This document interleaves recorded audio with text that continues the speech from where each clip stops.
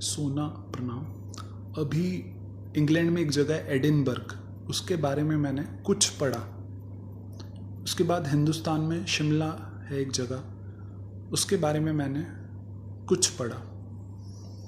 तो मेरी कल्पना में एक जो है कि हिंदुस्तान और यूनाइटेड किंगडम का जो आर्किटेक्चर है उसकी शादी।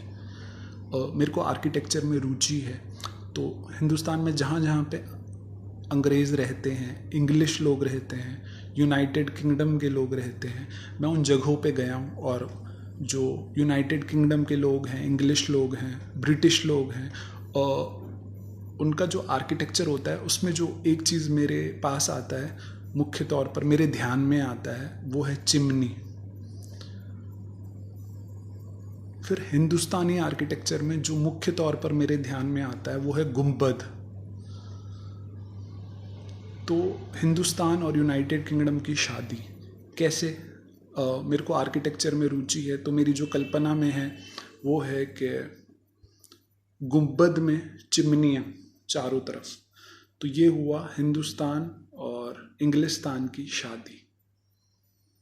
तो उसी का चित्र मैंने आपको बना के भेजा, वही चित्र फिर दिखाता हूँ।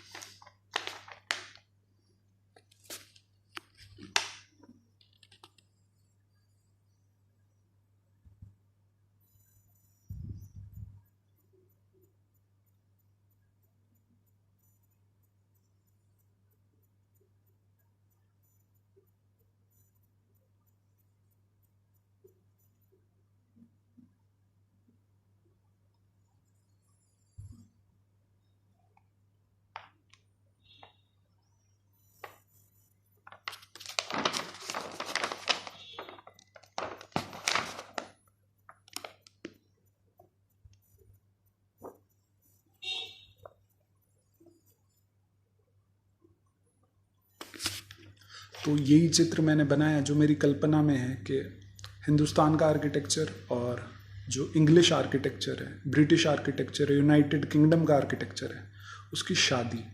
क्योंकि मेरे को आर्किटेक्चर में इंटरेस्ट है, मैं हर जगह का आर्किटेक्चर देखता हूँ, पर क्योंकि हमारे देश पे अंग्रेज़ राज करके रहते हैं तो उस पे ध्यान पहले जाता है।